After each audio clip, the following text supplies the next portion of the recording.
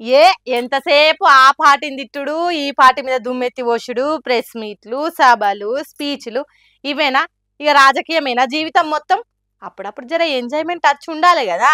మరి అందుకే కావచ్చు మన సీఎం రేవంత్ రెడ్డి సార్ను ప్రీ రిలీజ్ ఈవెంట్ కు పిలిచిర్రు అఖండ 2 సినిమా వాళ్ళు హావ్ డిసెంబర్ 5 తారీఖు ఈ సినిమా రిలీజ్ కు తయారున్నది కదా అయితే ఈ నెల 28 తారీఖు నాడు రిలీజ్ కు ముందు పెట్టే ప్రీ రిలీజ్ ఈవెంట్ కు తెలంగాణ ముఖ్యమంత్రి రేవంత్ రెడ్డిని చీఫ్ గెస్ట్ లెక్క పిలిచిర్రట సీఎమే కాకుండా మన boy icon star Allu Arjun కూడా పిలిచిరట గాని ఆయన అట్లీ సినిమాలో జర బిజీ ఉండి రాలేకపోతుండట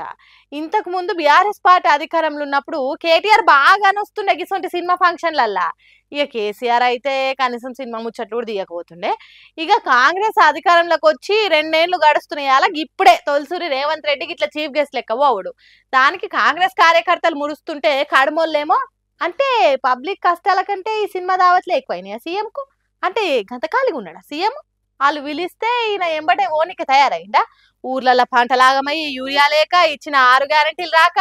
పిట్టెకు పెట్టినట్టు ఎదురు చూస్తున్న పబ్లిక్ దానికి పోయి ఓ మాట ముచ్చట ఆడుకోనికి టైం లేదు కానీ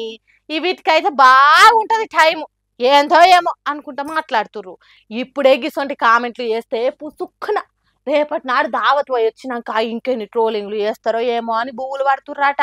చేయి గుర్తు పార్టీ కార్యకర్తలు మరి సీఎం పోతాడా పోడా దావత్కు